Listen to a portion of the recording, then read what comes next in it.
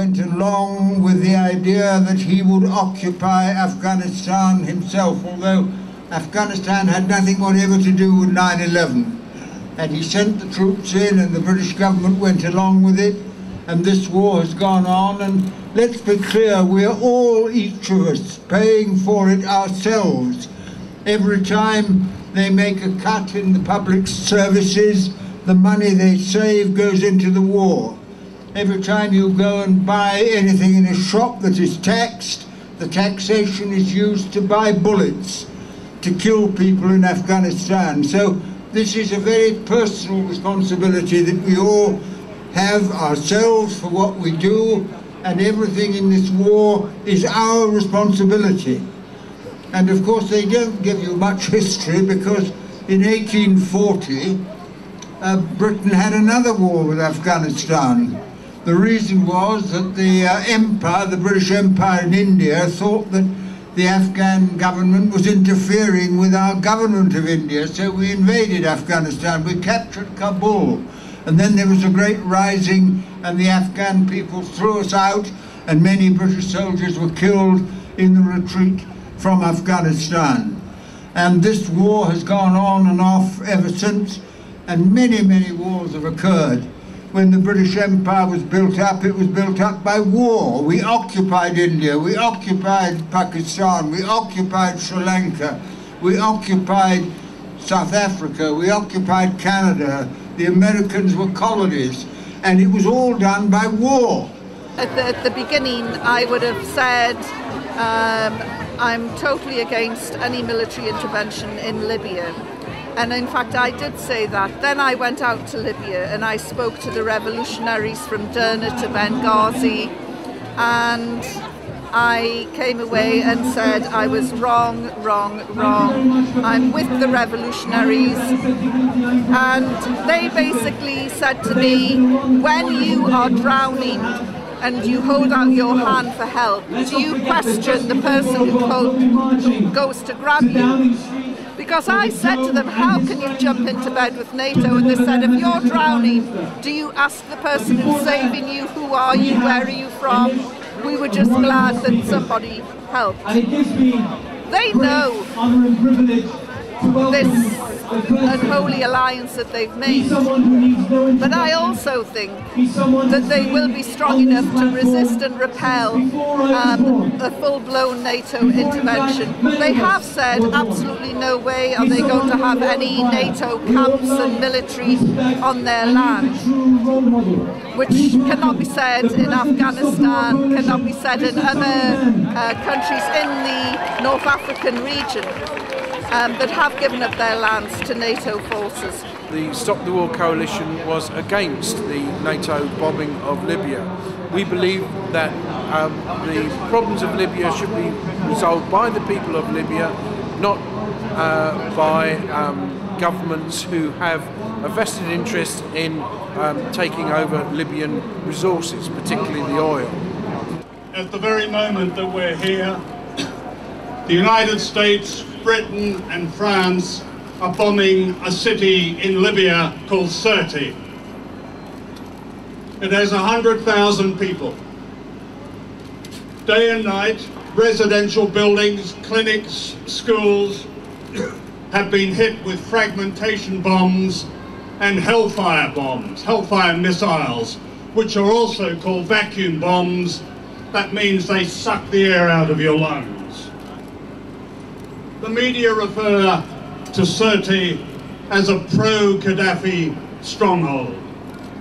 The Channel 4 reporter in Libya describes the attacks as cutting off the head of the snake. For such heroic journalists, there are two types of humanity in war. There are worthy victims and unworthy victims. The people of Sirte are unworthy victims, and therefore they're expendable both as people and as news. In Iraq, the people of Fallujah were also unworthy victims. American Marines, helped by the British, killed some 5,000 people there. Last year I used footage of what had happened in Fallujah in a film of mine, it was shocking. It was almost a vision of Hiroshima. Iraq has deteriorated so much. It's going to get worse. It's going to get a lot worse. I was just speaking to an Iraqi earlier on, and he is devastated by the continued deterioration of his country. May God forgive Tony Blair for Iraq, because nobody else will. In Afghanistan, I filmed a woman called Arafa kneeling beside the graves of her husband and 7 other members of her family, including 6 children. An American F-16 pilot had dropped a 500-pound bomb on her small home, which was made of mud and straw. I walked into the crater and saw pieces of human bone. I feel that NATO has achieved nothing positive. What it has done, it has destroyed parts of the structure of the country, it has deepened divisions within the country, and it has not been able to address any of the deep-rooted social problems. For example, 1 in 5 children die before the age of 5. We've heard this afternoon that when it comes to waging war, the government can find the money. We've heard that when it comes to killing people, they've got the money. But when it comes to saving lives, when it comes to the general health of this population, they say, actually, we haven't got much money. The Health and Social Care Bill is due in the House of Lords in a matter of days. While KPMG may be licking its lips at the prospect, health professionals across the country are saying this will cause irreversible damage to what should be the most treasured institution in this country. I am of course talking about the NHS. What we've seen is US imperialism trying to stomp its way around the globe, and really it's failing, which is a good thing, but actually many people are suffering as a result. The Iraq war was a debacle. You know, the country is devastated, people are struggling to survive, the infrastructure is being utterly wrecked, and so it wasn't a success. And Barack Obama called Afghanistan the good war, that he was going to go in there and win it, and yet all we're seeing is more drone attacks, more bombing, but really for ordinary people there it's got worse and worse. Free, free Afghanistan! Free, free Afghanistan! Free, free Afghanistan! Free, free Afghanistan! Free, free Afghanistan! Pakistan has been sucked into this, hasn't it? It's a much bigger country, it's a nuclear state, and yet in their desperation to win the war in Afghanistan, they have dragged Pakistan into deep instability. And these drone attacks that Obama has done many more drone attacks than any other president before him, have actually meant that many Pakistani civilians have died as well. And all that's happening is it's actually inflaming more people to be angry against the West about what's happening to their country.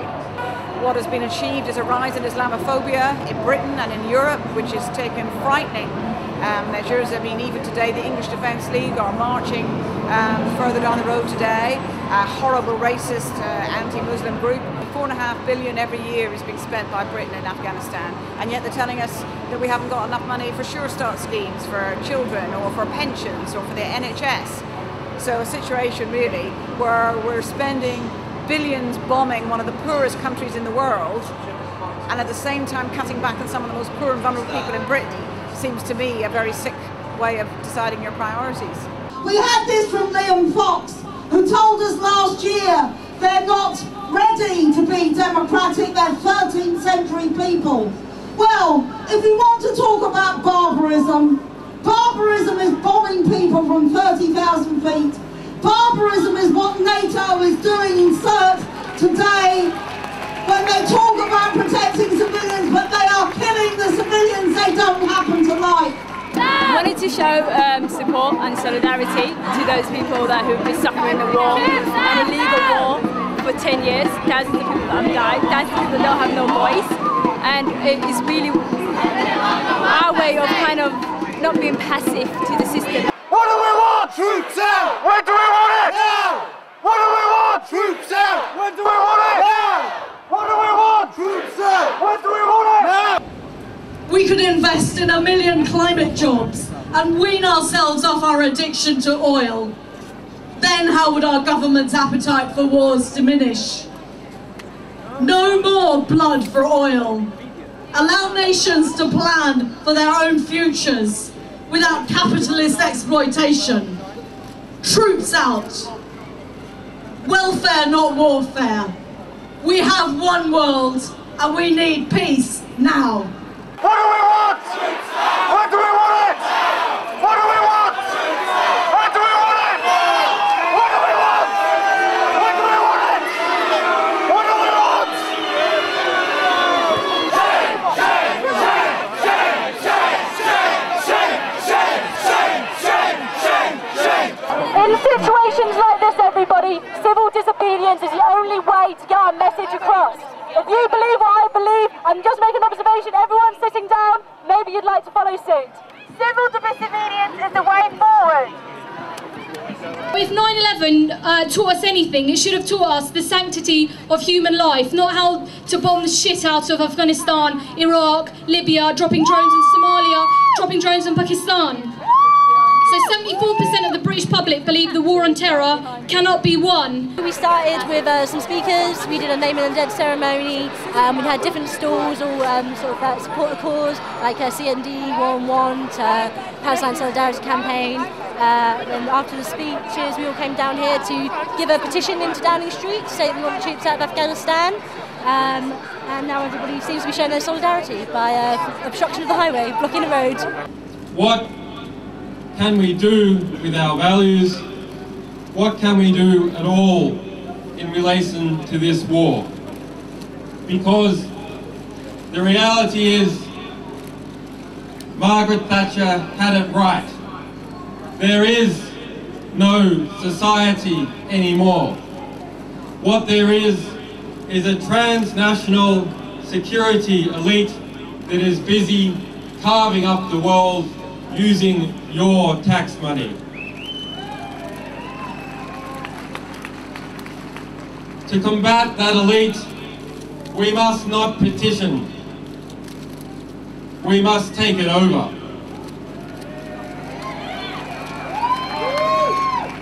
Everyone's got to go on pushing, so it's causing a serious obstruction to the highway. Well done, buddy. Stay strong in there, pal. Please get sterile areas.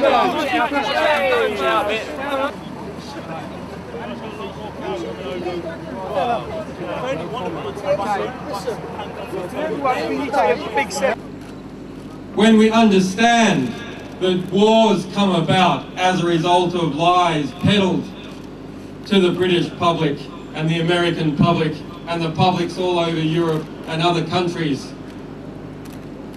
then who are the war criminals?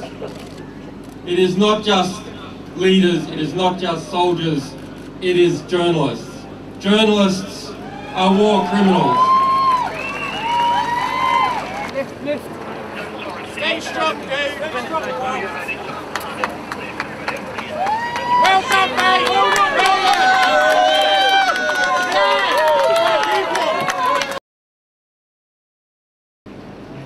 I am not yet born.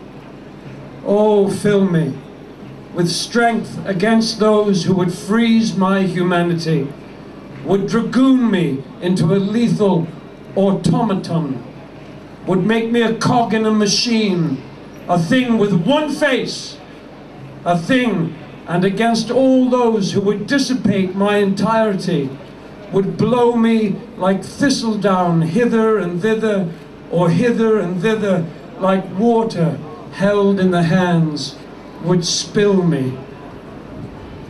Let them not make me a stone. Let them not make me a stone. Let them not make me a stone, and let them not spill me. Spill me. Spill me.